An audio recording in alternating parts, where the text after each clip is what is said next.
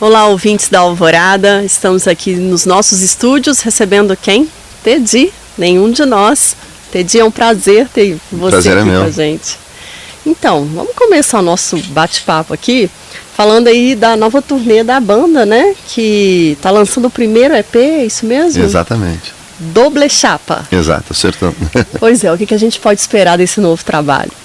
Então, o Doble Chapa é um EP em função da nossa ideia de tirar como se fosse um instantâneo, um retrato do momento que a banda estava passando. E isso aconteceu no final do ano passado, quando a gente fez uns shows em Porto Alegre, com a participação de um músico uruguaio, e que é um cara que a gente já tinha feito parcerias, e aí compôs uma música juntos, eu e ele, o Federico Lima, o nome dele. E aí a gente resolveu gravar, entrou no estúdio, já gravou mais uma, e aí já tinha uma outra versão que eu tinha feito de uma banda uruguaia, que o nome da banda é Quarteto de Nós, é meio uma banda-prima do Nenhum de Nós, assim. E aí, quando a gente viu, bom, a gente tem aqui um material, não para fazer um álbum inteiro, né? Vamos fazer um EP para registrar esse momento, essa situação que se criou em torno dessa nossa interação. E aí se chama Doble Chapa porque no início tinha a ver com pessoas que tinham duas placas de carro, uma do Uruguai e uma do Brasil, e ficavam atravessando a fronteira e tal. Como isso não tem mais, o termo acabou ganhando um novo significado que diz respeito às pessoas que têm uma identidade cultural com os dois países. Daí a gente criou esse negócio, porque o Doble Chapa, o EP, ele é metade em português, metade em espanhol. Aí tem participação de músico uruguaio e tal. Então esse momento, essa turnê, ela é uma turnê que valoriza a nossa ligação com a cultura latino-americana. Com a gente, que eu costumo dizer, com o nosso sangue latino, assim, né? E isso tem sido muito legal, porque a gente começa a buscar dentro da música brasileira outras pessoas que fazem essa mesma conexão, e a turnê tem esse caráter, assim, de valorizar esse tipo de coisa, não só na carreira do Nenhum de Nós, mas como um todo, assim, né?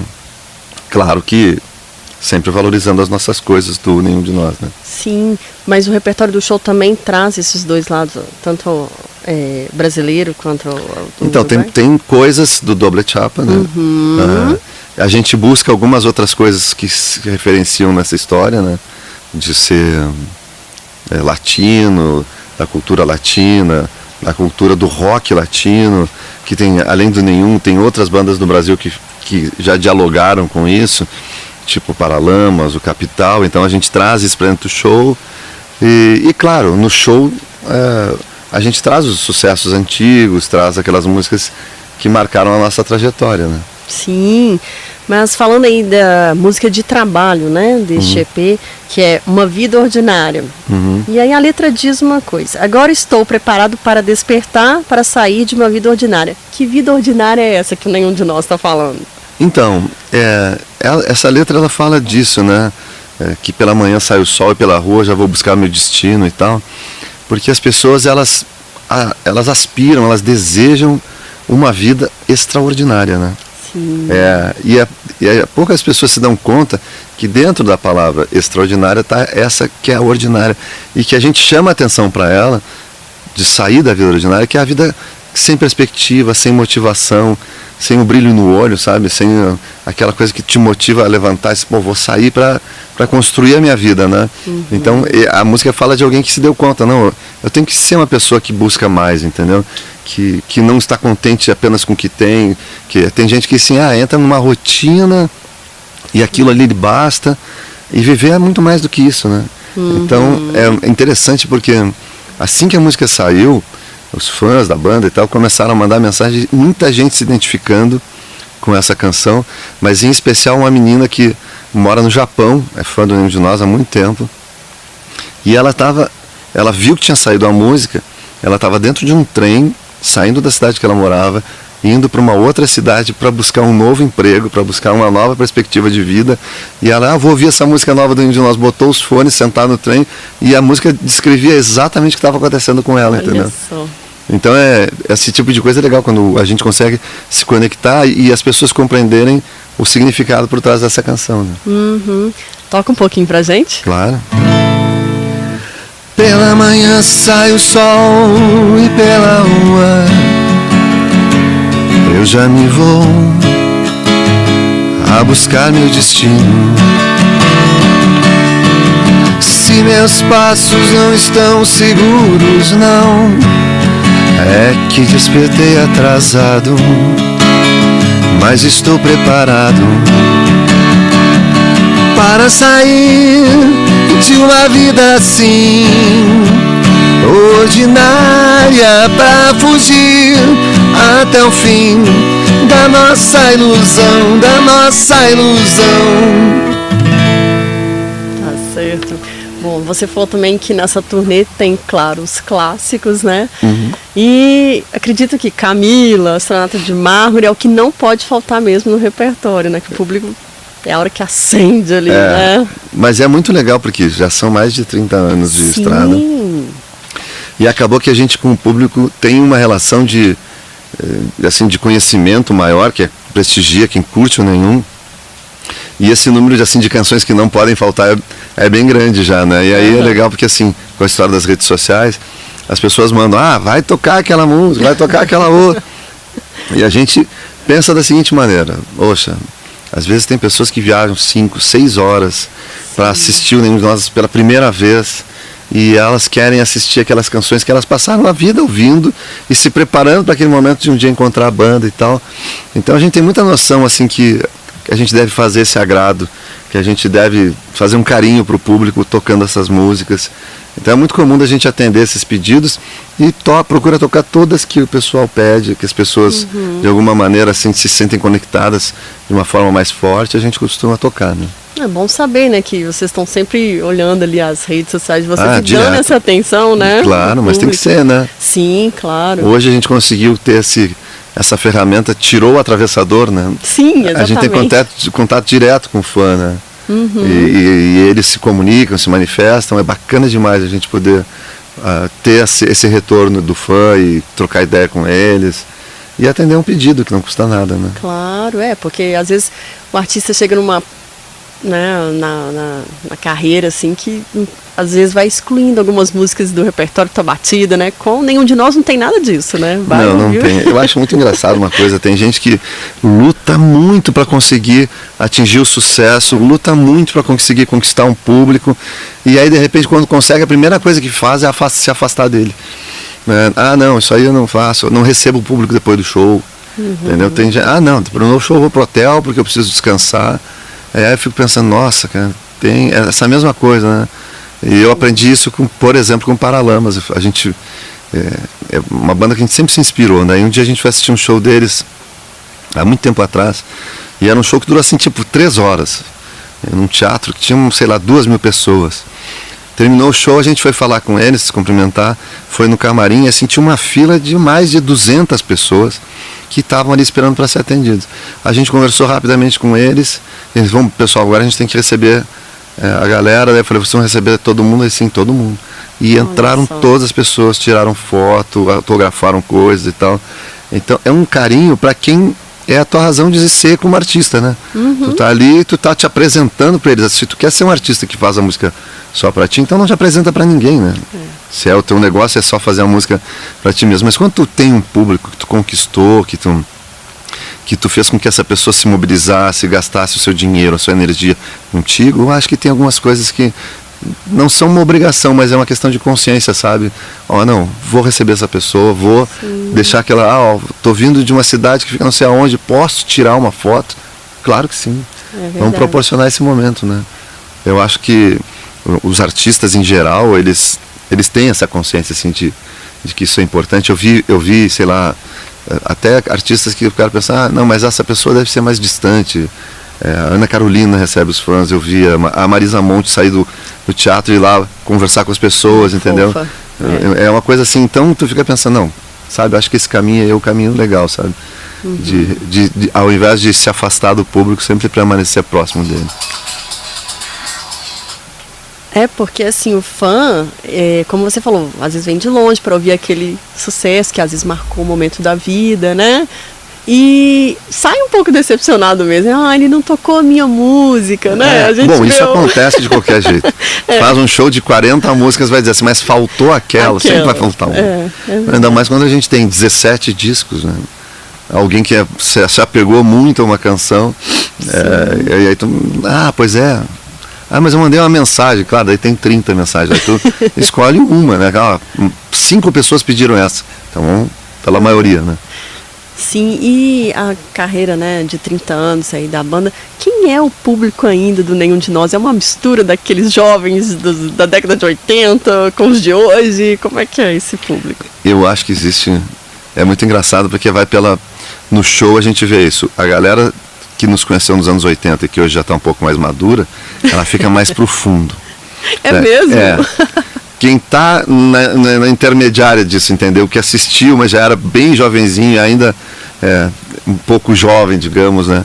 Fica mais no meio. E o público que descobriu Nenhum de Nós mais recentemente, e ainda bem tem bastante gente que vai atrás, que quer descobrir mais sobre o rock brasileiro, artistas e tal, esse público fica bem na frente. Olha só! É uma coisa maluca, né? Coisa pra observar, né? A gente já constatou isso, né? E então é bacana porque tu vê que o Nenhum consegue renovar o seu público, manter uma conexão com o público. E claro, hoje em dia tem outros estilos que eles são mais populares, eles conseguem atingir um público bem maior que o rock. Mas a gente trabalha justamente para quem está interessado no que a gente faz, né? Não vou começar a fazer, sei lá, sertanejo para agradar. Para agradar, né? Verdade. Bom, então a gente estava falando de clássico aí, a gente pode deixar de falar de Camila, né? É verdade. E o interessante dessa música é que quando ela estourou, né, já falava de um assunto que é violência contra as mulheres. Exatamente. Que nem se falava muito ainda, né? Não se falava nada, né? Exatamente. E aí eu queria que você contasse um pouquinho desses bastidores de Camila, como é que surgiu, como é que vocês receberam esse boom que a música teve? Pois é completamente inesperado isso, porque o rock dos anos 80, se tinha uma coisa importante para as bandas, era que a gente tinha que fazer letras que tivessem um conteúdo muito forte, né? Então tu pega poetas como Cazuza, como Renato Russo, sim, onde o conteúdo era muito forte, né? As bandas que estavam chegando, elas tinham a obrigação de trazer um recado à altura, né? E o Nenhum de Nós, desde o início, desde as primeiras canções, a gente se preocupou em fazer canções com temas que fossem fortes e tal, né?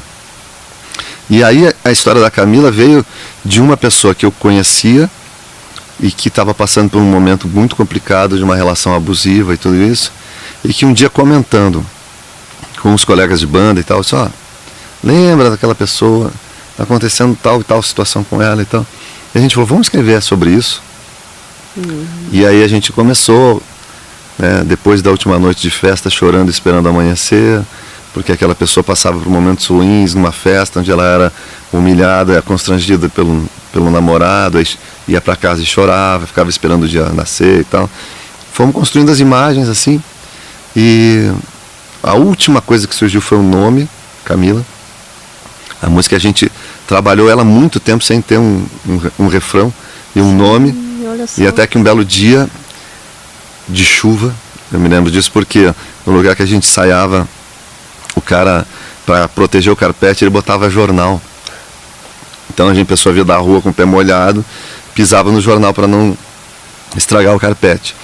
E a gente trabalhando, sentindo que faltava alguma coisa na música, de repente eu olhei no chão, assim, tava uma propaganda, uma chamada por um filme argentino que se chamava Camila. Olha só. E aí na hora, assim, eu fui na nota, né, no dó, e aí fui no dó e cantei Camila. E na hora, a gente nunca esquece isso, na hora a gente parou assim, sabe, coisa como se tivesse levado um choque. Caramba, isso funciona, que legal, não sei o que, acho que aí tem uma saída. Daí começamos a tocar a música sempre com essa Camila, mas a gente nunca imaginou que ela ia fazer sucesso, o sucesso que ela fez, por justamente tratar de um tema pesado e tudo mais. E o que ela tem de mais legal, assim, foi a história que ela construiu depois. Porque as pessoas que entenderam essa história da Camila, muitas delas passaram por situações semelhantes e vinham nos falar, nos dar um testemunho e diziam, olha, infelizmente eu sou uma Camila da vida real. Olha só. Aconteceu comigo e tal. E essa música me ajudou a atravessar esse momento, porque quando a gente vê que tem uma música como essa, que atinge tanta gente, que faz tanto sucesso, é sinal que muita gente se identifica, então que muita gente passou por isso. E isso me ajudou a encontrar força para sair da situação. Então essa música foi além, né? Ela ultrapassou as notas musicais, a poesia, para atingir a vida das pessoas. Né? Levantou uma discussão, inclusive, né? E como você mesmo falou, né? Não era um assunto muito falado. Até hoje, a gente não vê música tratando desse tema. Vê o contrário, né? A gente vê muita música onde se desrespeita a mulher, onde se fala da mulher de um jeito pejorativo, onde se prega até uma violência contra a mulher. Isso está cheio, né? Agora, para defender, são pouquíssimas. Né? Sim. E uma outra curiosidade dessa música é que Camilas pipocaram depois também, né? O nome, né? É verdade. Isso é uma coisa maluca também. Porque há pouco tempo atrás, há cerca de um mês atrás, conversando com o pessoal que trabalha com dados e com essas coisas de programas que manipulam dados e tal, um cara entrou numa história do IBGE e descobriu, tem um gráfico lá, que antes da música, no Brasil existiam cerca de 18 mil Camilas. Tá lá o gráfico, o número, tinha um número preciso, né? E que quando a música estourou em 87, 88, o gráfico dá uma subida absurda e a gente passou a ter mais de 200 mil Camilas no Brasil. Para te ver como a gente até batizar as pessoas, a gente fez. Verdade. Bom, depois dessa história, não poderia deixar de pedir Camila, tocar um pedacinho, né? Vamos lá.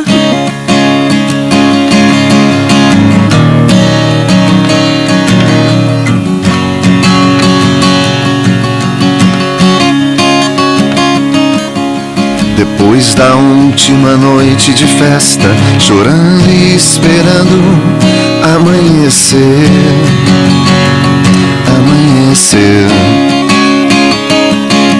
As coisas aconteciam com alguma explicação,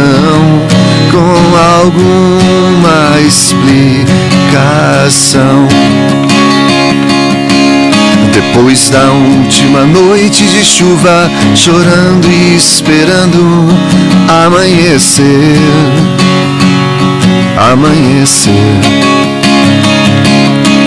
Às vezes peço a ele que vá embora,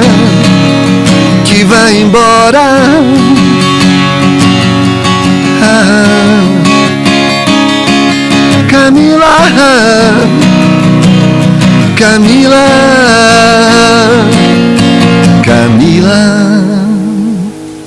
Demais. Bom, uma outra música, um clássico, né, que é Astronauta de Mármore. Eu vi você falar em uma entrevista que foi a versão mais comentada, mais criticada na música brasileira, é isso mesmo? Foi. A gente já também pesquisou isso, assim, e foi interessante porque logo que ela saiu no disco, muita gente foi lá e falou, que legal, os caras homenageando o David Bowie e tal. Só que aí quando a música estourou de uma forma absurda, todo mundo começou a criticar. Nossa, que horror, assassinaram a música do David Bowie, mataram a poesia, falaram horrores. E o que foi interessante é que assim, todo mundo que criticou achava que a gente tinha feito e que pronto, né, na nossa cabeça. Né? Só que teve todo um processo de pedido de autorização, de transcrever da nossa versão de novo para o inglês, para mandar para o David Bowie, para ele autorizar e ele aprovar. E tinha gente que ainda assim duvidava. É mesmo? Olha só que aí o David Bowie veio fazer show no Brasil. E quando ele foi tocar no Morumbi, ele falou, bom, vou tocar uma música agora que vocês podem cantar em português. Aí ele deu a espécie de bênção da nossa versão. E aí tocou o Starman, que é a música original, né? Mas mesmo assim, até hoje tem gente que fala que a gente assassinou a música e tal, né? E até hoje os seus fãs e novos que conhecem o seu trabalho estão cantando ela e aquela introdução que conquista, arrebata. Então, quer dizer, a história se provou assim, muito mais no nosso lado, a favor do que a gente fez, valorizando o que a gente fez, do que essas pessoas que acharam que o trabalho foi mal feito, digamos assim. Exatamente. A tal ponto que há pouco tempo, infelizmente, o Bowie faleceu e tal. E uma das referências que inclusive o Jornal Nacional, sei lá, achou para referência do trabalho do Bowie no Brasil, éramos nós. Eu dei entrevista o dia inteiro, eu falei sobre isso, falei sobre o quanto ele era importante pra gente, como artista, como referência e tal. Ou seja, a história provou que a maioria esmagadora das pessoas encontraram mais qualidades que defeitos no trabalho que a gente fez com essa música do David Bowie. Fantástico. Eu particularmente adoro. Gosta? Muito. Quer ouvir um pedacinho? Quero. Eu agradeço. A lua inteira agora é um manto negro, o fim das vozes no meu rádio. São 4 ciclos no escuro deserto do céu. Quero um machado a quebrar o gelo. Quero acordar do sonho agora mesmo. Quero uma chance de tentar viver sem dor. Sempre estar lá e ver ele voltar. Não era mais o mesmo, mas estava em seu lugar. Sempre estar lá e ver ele voltar. O tolo teme a noite, como a noite vai temer o fogo. Vou chorar sem medo, vou lembrar do tempo de onde eu via o mundo azul. Obrigada. Bom, uma curiosidade que eu sempre tenho é o nome, né? Por que Nenhum de Nós? Então, a explicação é pior do que o nome chama mais atenção. Isso veio de quando a gente já tinha um show marcado num lugar onde a gente estava ensaiando. Sim. E aí nos pediram, olha, temos que fazer um cartaz. E a gente se deu conta que a banda não tinha nome ainda, né? A gente já vinha ensaiando, desenvolvendo a ideia da banda, mas não tinha um nome. E a gente procurou, conversando, as coisas que a gente tinha em comum. Então ficou, nenhum de nós enxerga direito. Os 3 usavam óculos, né? Nenhum de nós fuma. Nenhum de nós torce para tal time, todo mundo torce para o mesmo time. Nenhum de nós tinha grana, era todo mundo pelado. Então a gente foi falando essas coisas e a gente sentiu que tinha em comum isso. Essa expressão nenhum de nós era bastante forte. E como naquela época, no rock brasileiro, os nomes de banda eram pavorosos, né? Sim. João Penca e os Miquinhos Amestrados, Kid de Abelha e os Abóboras Selvagens. A gente falou, esse nome é horrível, vai funcionar. Aí ficou nenhum de nós. Tá certo. Bom, um outro clássico também, que aí você, né, já nos adiantou que está subindo aí a lista do Spotify, né?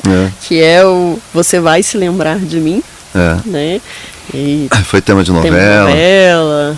Vamos ouvir um pouquinho. Bom, essa tem música uma história, conta pra gente. Essa música tem uma história interessante, que ela foi composta sob encomenda para um amigo que é diretor de teatro, ia fazer um show em Porto Alegre como cantor, e eu compus a música para ele, e aí ele tava lá com ele a música e tal, e quando a gente ia reunir material para fazer um disco, eu não ia mostrar, porque eu achei, essa música tem essa história com essa pessoa e tal. E o pessoal da banda, não tem nenhuma música aí guardada e tal. Eu tenho uma música aí, mas acho que não tem a ver muito. E aí eu toquei a música pra banda, assim, eu quase apanhei, né? Porque eu não tinha mostrado antes. Eles acharam a música maravilhosa, ela entrou pro repertório. E antes de gravar a gente tocou algumas vezes nos shows. E aconteceu uma coisa muito louca que acontece até hoje. Essa música, quando a gente toca, as pessoas se emocionam demais. É mesmo? Mas demais mesmo.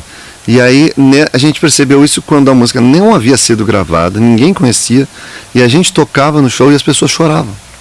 Se emocionavam com a música, entendeu? E a gente pensou, aí tem uma coisa forte também, né?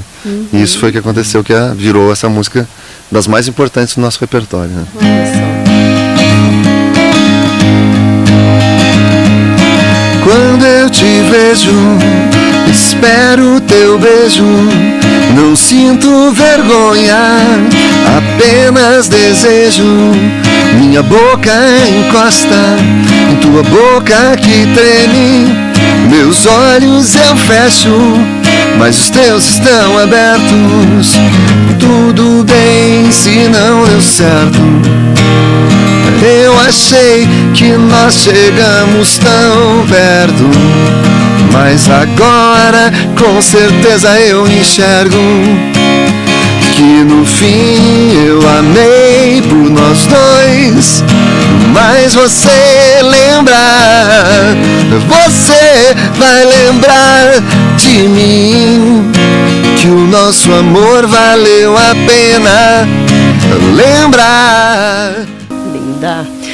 Teddy, 30 anos de carreira, o que a banda ainda quer fazer, planos futuros? Bom, a gente quer conquistar o mundo.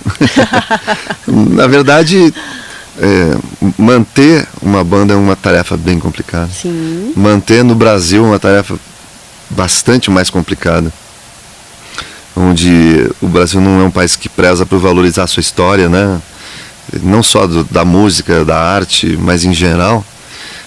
Então construir algo onde a história é importante, onde a trajetória é importante, onde o caminho percorrido é importante, é uma tarefa difícil, né? Porque tem que estar sempre se renovando para se manter em contato assim, com a mídia, com os meios, né?